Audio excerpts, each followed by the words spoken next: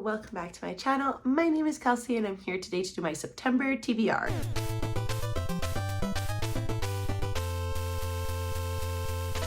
So as you can see, we have quite a few books here. So let's get into my ideas for reading for the month. So before we begin, I just have a little explanation of like how my TBRs I think are gonna go from here on out. Before I used to do like regular TBRs because I was able to read 4 vlogs and then also read extra on the side, other books that I was sort of in the mood for. Lately, that hasn't been happening as much as I wanted to. And just in order to like free myself from the depths of TBR hell, I decided that my monthly TBRs, whenever I post them, will be about the vlogs that I have coming up. So you know at least what to expect for the month relatively time space. It might be a couple of weeks after the month ends, but generally this can be what you can expect for the upcoming videos. So the first 2 books I plan on reading and the first vlog that I kind of want to get done this month is specifically finishing the Trials of Apollo series. Now, if you don't know, me and my friend Haunani have been going through and reading the Rick Riordan universe, and we were supposed to have finished the Trials of Apollo several months ago. Due to an influx of things,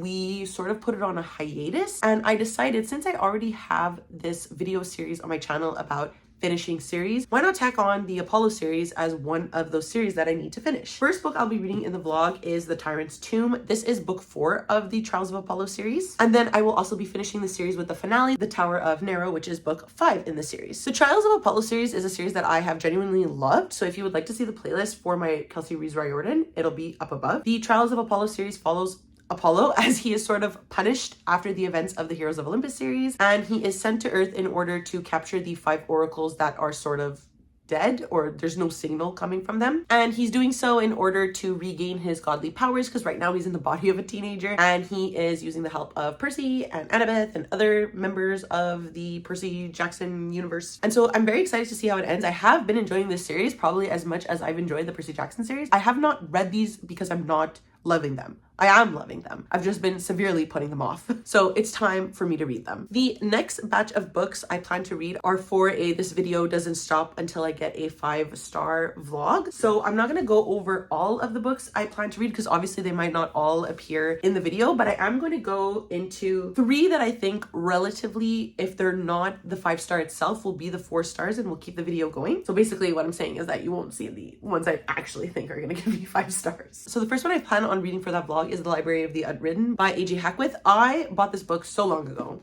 like when it was published, which was 2019, because everybody was raving about how good this book was and it just sounded right up my alley. So this takes place in a sort of universe where every book left unfinished by its author is left into this like unwritten wing of this library. It's a neutral space in hell presided over by Claire, its head librarian. And along with preparing and organizing the books, Claire sort of keeps an eye on the different characters that are within these books because they risk materializing and escaping the library. Obviously, a character named Hero escapes his book and escapes the library in search of his author, and Claire is tasked with hunting him down, capturing him, bringing him back to the library. So this just sounds so fun, so up my alley. I'm really looking forward to this. I really hope it's a 5-star, but if it's not, I have a couple of others, like I said. So the next option after that would be The Incendiaries by R.O. Kwon. This is a very short book. I think I really will enjoy it, but it hasn't had the best ratings, which is why I have been putting it off. But I do think this is something I could really enjoy. So Phoebe and Will are the 2 main characters in the story, and they meet in their first semester of Edwards University. Phoebe is a glamorous girl who is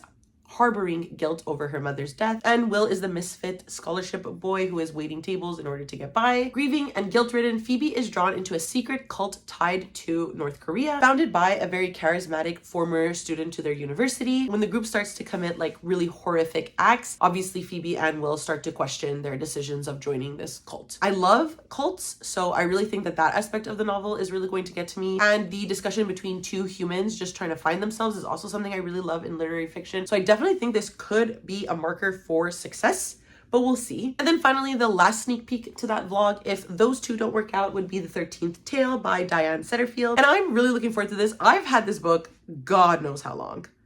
Oh my, let's actually venture into how long I've had this book. It was published in 2006. I don't think I've had it since 2006, but I've definitely had it since like 2016 at least. Something like we figure out what this is. We have a reclusive author named Vida Winter, who has spent the last 6 decades since writing her most famous collection of short stories, isolating herself. And now, old and ailing, she's ready to reveal the truth about her life. She calls on Margaret Lee, who is a young and upcoming biographer, to write the story of Vida Winter. If this synopsis sounds familiar, it's very reminiscent of The Seven Husbands of Evelyn Hugo, and I really enjoyed that book. So I'm very excited to pick this one up because I think it gives similar vibes. And if I really liked that one for the aspect of these two like authors coming together to write the biography of one and the connections that might ensue and the connections that they might have, I think this one's a shoe-in for something that I really enjoy, at least. So these are 3 of the books that you could potentially see in that video if I don't get any 5 stars. And then the last vlog I plan to do for the month of September is a Read Arcs With Me vlog. Just because I'm always behind on my NetGalley TBR, as we know. So I have a whole playlist up above about catching up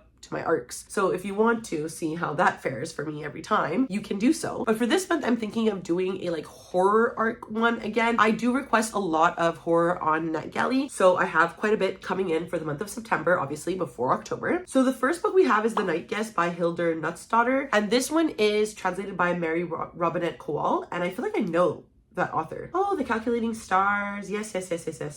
Lots of sci-fi. That's really interesting. That sort of tells me something, I feel like. So at the start of the book, Eden is in yet another doctor's office. She knows that her constant fatigue is a sign that something isn't really right with her, but practitioners dismiss her symptoms and every blood test she's done doesn't really show any results. Until one night, Eden falls asleep and wakes up finding out she walked over 40,000 steps. What is happening while she's sleeping? What are the disturbing images that she is remembering? And why won't anyone believe her? This sounds so freaking good, so I'm really excited for this one. The next arc I will be reading is Dearest by Jackie Walters. So this one is specifically about motherhood. And if you don't know, I am currently pregnant. So any horror stories about women and motherhood have always really interested me, but they really interest me now in particular. So Flora is a new mom who is enamored with her new baby girl, even though her baby girl has come a bit early and she's not really prepared because her husband is still deployed. Flora has to navigate these beginning weeks with a newborn alone. As the sleepless nights pass in her loneliness, obviously the realities of what she's experiencing start to blur. Just as Flora begins to convince herself that she's going crazy, a surprising guest shows up in the form of Flora's mother. And Flora has not spoken to her in many years. So what does this mean? We have 2 examples of motherhood in the book. Like, this just sounds really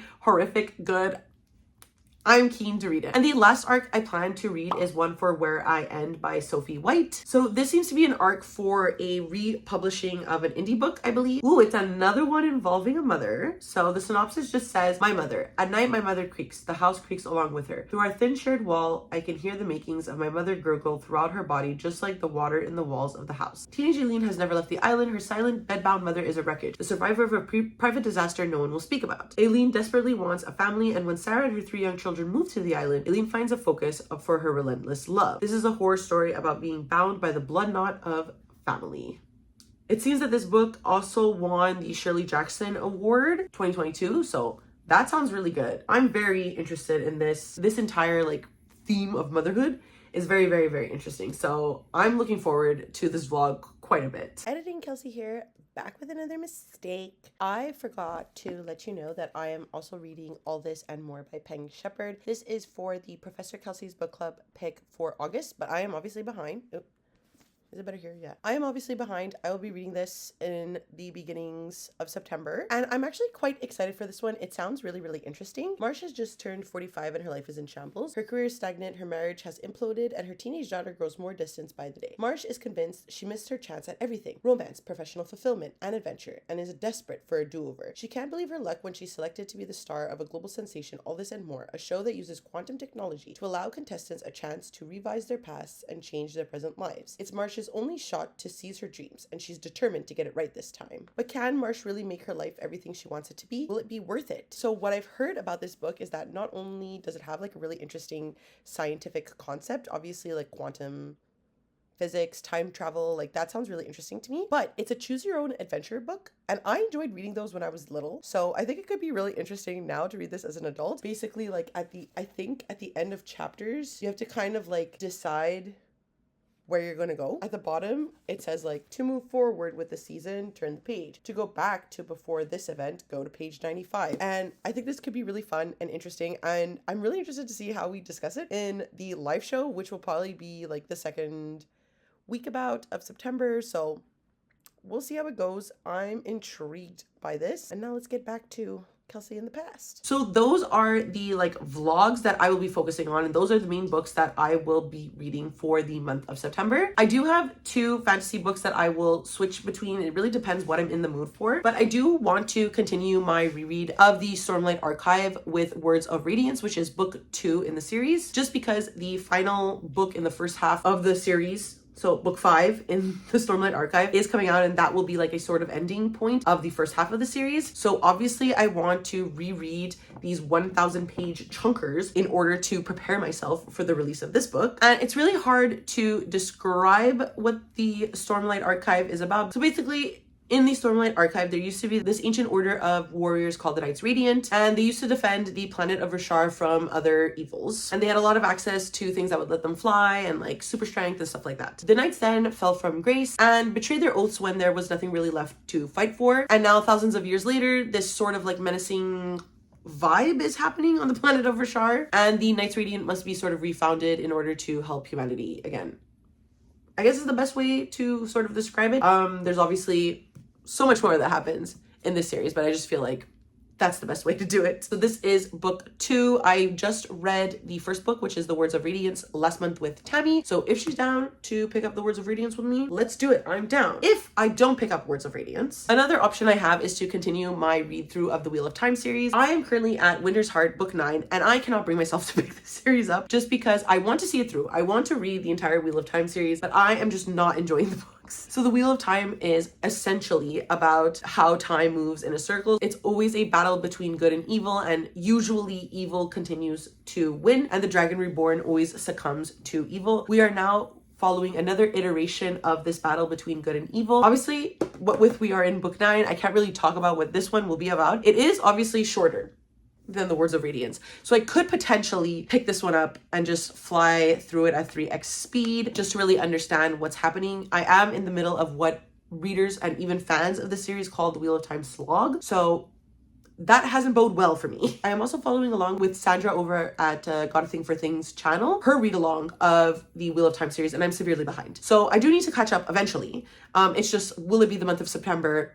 We will see. So that's it. Those are all the books, my vlog plans for the month of September. Please let me know down below if you've read any of these books. Did you like them? Did you hate them? Do you think I'll hate them? Let me know in advance. And if you would like to follow my reading journey anywhere, I always leave a link down below to my Twitter, Goodreads, and Instagram if you would like to follow me there. And of course, because it is the end of the video, please do not forget to like, subscribe, and ring the notification bell. It does wonders for my channel, makes me feel really good. And that's it. I never know how to end these things, so I will see you next time. Okay, bye!